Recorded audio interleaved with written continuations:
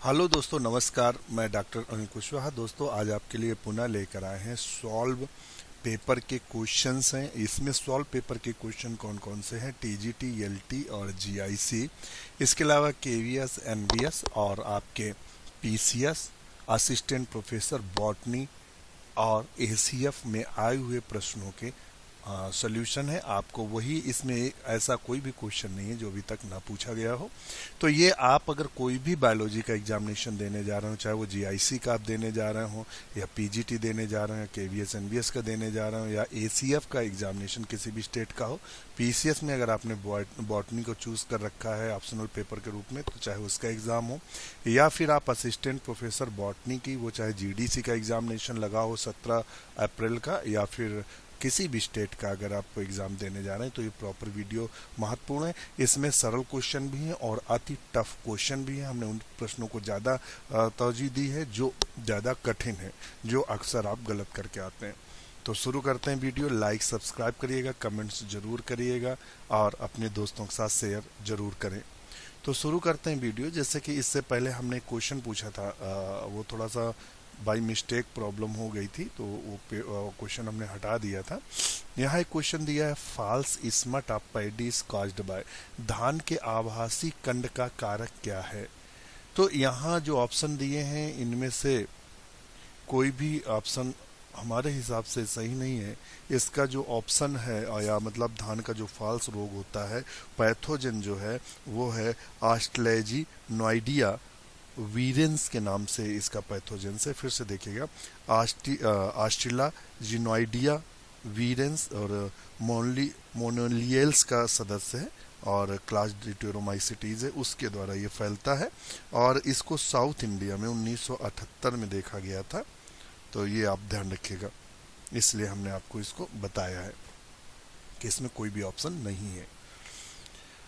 Who proposed the role of phytoalexin is disease of resistance? फाइटोएलेक्सिन से कई बार question पूछा गया है, पीजीटी में भी आया है और आपके जो क्वेश्चन है वो पीसीएस और असिस्टेंट प्रोफेसर बॉटनी में। तो फाइटोएलेक्सिन होते क्या है? तो प्लांट के द्वारा वो सब्सटेंस या ऐसे पदार्थ सिक्रीट किए जाते हैं जो दूसरे जो पैथोजेंस होते हैं उनकी जो स्प्रेड को होते हैं रोक देते हैं। तो के ओ मुलर ने प्रस्तावित किया था। नेक्स्ट क्वेश्चन देख लेते हैं। Which of the following is a bacterial disease of citrus? निम्नलिखित में कौन नींबू के एक जीवाणु रोग है? तो इसमें कौन है? सिट्रस कैंकर है, वो नींबू के द्वारा नींबू का जीवाणु रोग है, यानी बैक्टीरिया जेंथोमोनास सिट्राई से फैलता है। ये पीजीटी टीजीटी का कॉमन क्वेश्चन है। द डिजीज कास्ड बाय सिनकाइट्रियम एंडोबैक्टरम, ये टीजीटी पीजीटी का कॉमन क्वेश्चन है और ये असिस्टेंट प्रोफेसर बॉटनी में भी पूछा गया है। तो वर्ड डिजीज ऑफ पोटैटो, ये कैसा होता है? ये होलोकार्पिक होता है। कैसा होता है? होलोकार्पिक होता है। इसकी प्लांट बॉडी देखिए, दो तरह के कंडीशंस होती है रिप्रोडक्शन स्ट्रक्चर के बेस पे, यूकार्पिक और होलोकार्पिक। होलोकार्पिक में क्या होता है? पूरी बॉडी सेक्स ऑर्गन्स में कन्वर्ट हो जाती है, और जबकि यूकार्पिक में क्या होता है? माइसिलियम का कुछ पार्ट या फंगस के बॉडी का कुछ पार्ट कन्वर्ट होता है। ये क्वेश्चन असिस्टेंट प्रोफेसर बॉटनी में पूछा गया है और क्वेश्चन पीसीएस में पूछा गया है। सेल्यूलोज ए पॉलीमर ऑफ, तो सेल्यूलोज किसका पॉलीमर है? 95 में आप ऑप्शन करिए ए बी सी डी, तो बताइएगा। तो 95 का सही आंसर क्या होगा? तो सही आंसर है बीटा डी ग्लूकोज। क्या है? Beta D glucose. इसको एक कॉपी पेन के द्वारा आप नोट कर लेंगे कि cellulose is a polymer of beta D glucose. इस तरह के टफ क्वेश्चन भी पूछ देते हैं। The process of DNA transcription is inhibited by, इनमें से ये 4 प्रकार के एंटीबायोटिक दिए है, स्टेप्टोमाइसिन, पेंसिलिन, रैम्फिसिन और क्लोरामफेनिकॉल दिया हुआ है, कि इनमें कौन सा अगर हम इंजेक्ट करते हैं बॉडी में या मेडिसिन के रूप में देते हैं, तो कौन जो पैथोजन होगा उसमें डीएनए ट्रांसक्रिप्शन को रोक देगा। डीएनए ट्रांसक्रिप्शन नहीं होगा तो प्रोटीन सिंथेसिस नहीं होगी, प्रोटीन सिंथेसिस नहीं होगी तो वो अपने आप थोड़े समय बाद मर जाएगा। तो 96 का आप सही आंसर दीजिएगा। बहुत अच्छा क्वेश्चन है आपके लिए। तो 96 का होगा बी, रैम्फिसिन। रेफेम्पिसिन है, ये दिया है, रेफेम्पिसिन है। ये क्या करता है? डीएनए ट्रांसक्रिप्शन को रोक देता है।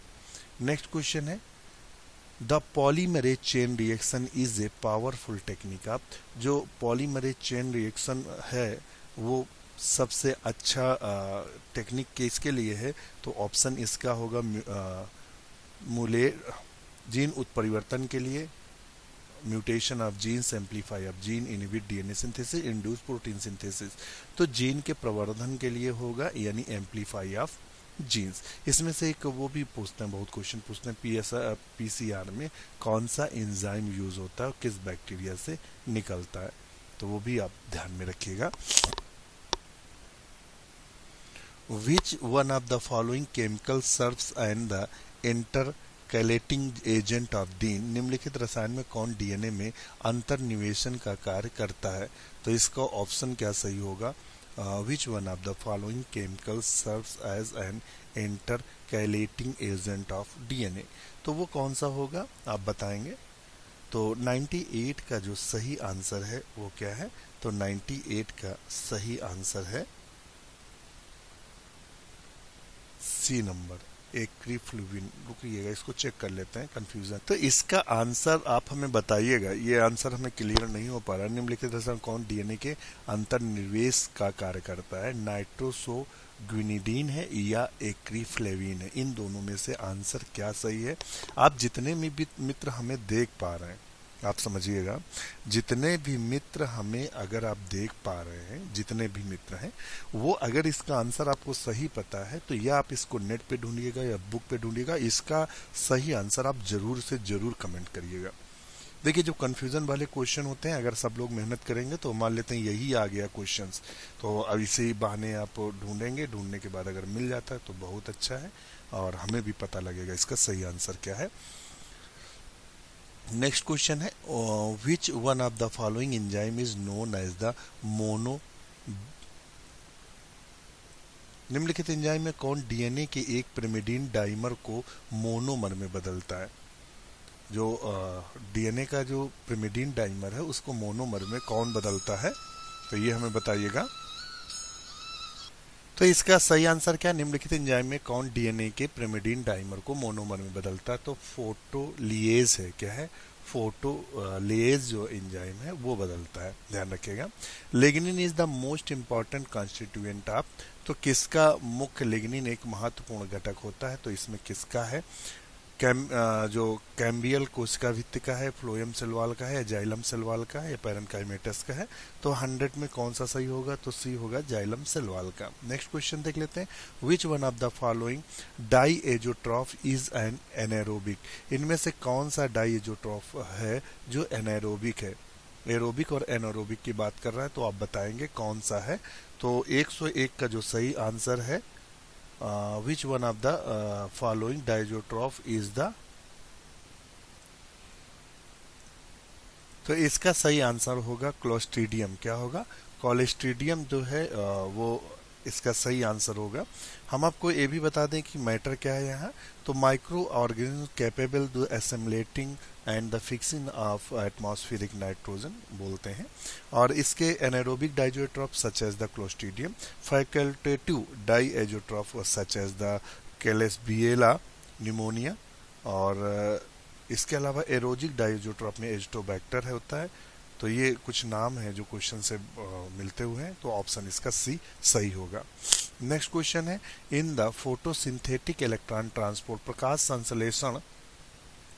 प्रकाश संश्लेषण की इलेक्ट्रॉन ट्रांसपोर्ट तंत्र में हाइड्रोजन परिवाहक होता है, तो हाइड्रोजन परिवाहक कौन सा होता है, फेनिल फाइटिन होता है, या प्लास्टोक्यूनिन होता है, या साइटोक्रोम होता है, या प्लास्टोसाइनिन होता है। तो 102 का जो सही आंसर होगा वो होगा बी, प्लास्टोक्यूनिन। नेक्स्ट क्वेश्चन है, metal component of oxygen evolving complex of the chloroplast, तो किसके साथ इवॉल्व होता है, तो 103 का सही आंसर क्या होगा आप बताएंगे। तो 130 का सही आंसर होगा मैग्नीज, एमन। नेक्स्ट क्वेश्चन देख लेते हैं। हाँ अच्छा, ये बताना था 103 का, जी बिल्कुल सही ऑप्शन है, एमन जो है ये बिल्कुल सही ऑप्शन है, ये ध्यान रखिएगा। Metal components of oxygen evolving the complex of the chloroplast is, तो वो है एमन। जनरली लोग मैग्नीज लगा लेते हैं, क्योंकि क्लोरोफिल में एमजी पाया जाता है, मैग्नीशियम पाया जाता है, तो मैग्नीज की भी यहाँ बात हो रही है, तो यहाँ क्लोरोप्लास्ट की बात हो रही है ऑक्सीजन इवॉल्विंग कॉम्प्लेक्स में। तो Mn सही होगा। ये क्वेश्चन ध्यान रखिएगा, टफ क्वेश्चन है थोड़ा। और नेक्स्ट क्वेश्चन है silica is the essential for, silica किसके लिए इसेंशियल होती है? तो 104 का आप सही आंसर करिएगा। तो 104 का सही आंसर क्या है? Member of bacillariophyceae. Next question है the source of ATP for the symbiotic nitrogen fixation in the root nodule is, तो बताएगा एटीपी का जो सिम्बियोटिक नाइट्रोजन फिक्सेशन में रूट न्यूक्लियोल में होता है, जो राइजोबियम करता है, वहाँ एटीपी किसके लिए कहाँ से आती है? तो उसका सही आंसर है 105 में क्या होगा? B, pyruvate. सही आंसर क्या है? पायरुवेट। बहुत अच्छा क्वेश्चन है।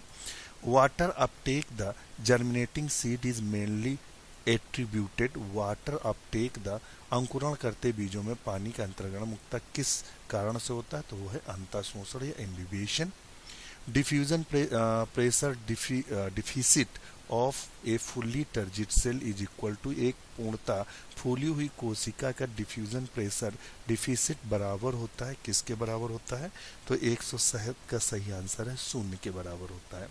और विच one of the following enzyme is inactivated by the oxygen, इनमें से वो कौन सा एंजाइम है जो इनएक्टिवेट हो जाता है ऑक्सीजन के? तो नाइट्रोजिनेज। ये आपके जीडीसी गवर्नमेंट डिग्री कॉलेज, ये आपके पीजीटी में और ये केवीएस में पूछा गया क्वेश्चन है, ध्यान रखिएगा, काफी महत्वपूर्ण है।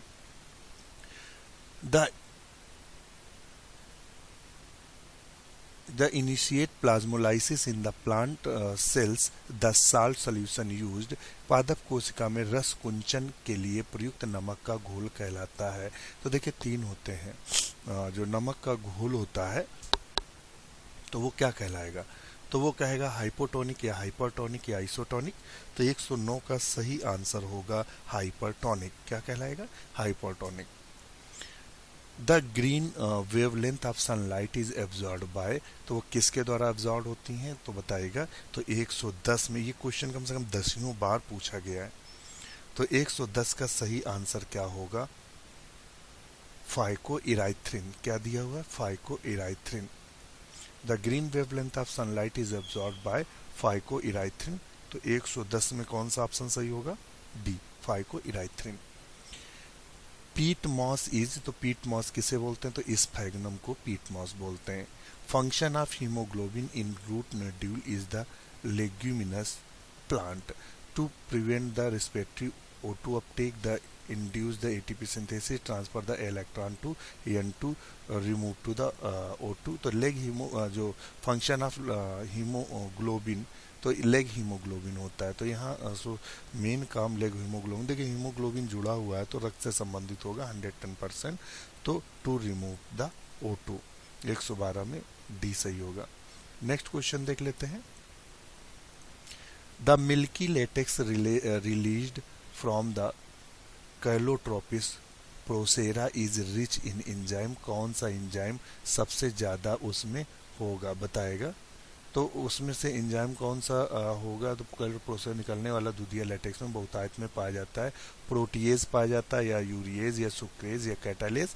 तो उसमें 113 में कौन सा आंसर सही होगा? तो ए है, protease. Which one of the following enzyme is use to disintegrate the prokaryotic cell wall, निम्नलिखित एंजाइम में से कौन प्रोकैरियोट कोशिका की भित्ति को विघटित करता है? तो बताएगा कौन सा एंजाइम है जो विघटित करता है? तो 114 का जो सही आंसर होगा डी, लाइसोजाइम। नेक्स्ट क्वेश्चन है respiratory enzyme in bacteria located in, तो इसमें किस में देखने को मिलते हैं? तो सेल मेम्ब्रेन में देखने को मिलते हैं। किस में मिलते हैं? सेल मेम्ब्रेन में देखने को मिलते हैं। नेक्स्ट क्वेश्चन है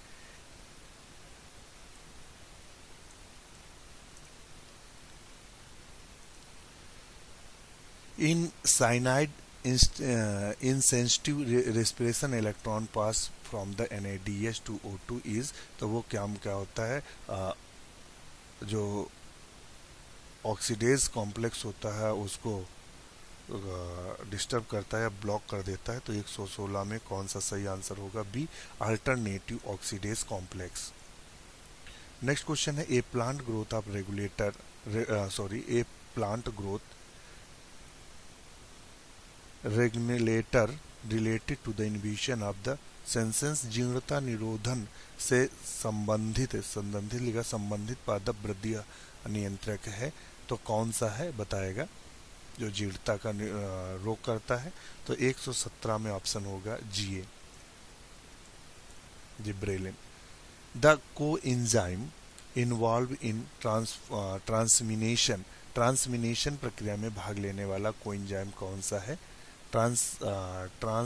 ट्रांसमिनेशन में कौन सा एंजाइम भाग लेता है बताएगा? कोएंजाइम, एस्टिल कोएंजाइम में एडेनोसिन फास्फेट, पैराडॉक्सिल फास्फेट। तो 118 में कौन सा सही होगा? तो वो B, pyridoxal phosphate.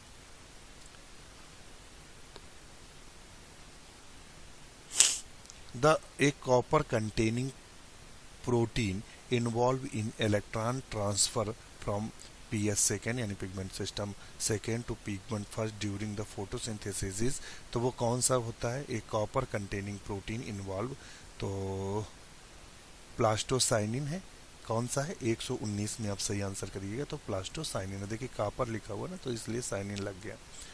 The apparent arc in the green leaves expose to the light will be, तो उसका मतलब कार्बोहाइड्रेट बन रहा होगा, तो उस समय उसका क्या होगा? तो वो बताएंगे एप्रियन, हरी पत्ती का प्रकाश में आभासी शोषण गुणांक होगा 120 का। तो आप बताएगा, इसमें हम भी कंफ्यूज हैं, इसमें ए सही है या फिर सी सही है? हमारे हिसाब से सी होना चाहिए, क्योंकि प्रकाश संश्लेषण हो रहा है तो भोजन बन रहा है कार्बोहाइड्रेट, तो ये होना चाहिए। मगर इन्होंने आंसर दिया हुआ है 0 का। तो आप इनमें हमें 2 क्वेश्चन कंफ्यूजन में है, और सब इसको जांच करके कमेंट्स जरूर, कमेंट्स करना सीखें भाई। आप लोग कमेंट नहीं करेंगे तो हमें कैसे पता चलेगा क्या लग रहा है। आज के लिए इतना ही। वीडियो बहुत महत्वपूर्ण आपके लिए होने वाला है। आप अगर देखेंगे इसमें ऐसे ऐसे टफ क्वेश्चन हैं जिससे चकरा जाते हैं, इनमें वही क्वेश्चन हमने शामिल किए हैं जिससे देख के आपको चक्कर आते हैं। तो शुरू आज के वीडियो को यहीं से समाप्त करते हैं। नेक्स्ट वीडियो आपको नेक्स्ट कड़ी मिलेगा। इसी के साथ नमस्कार।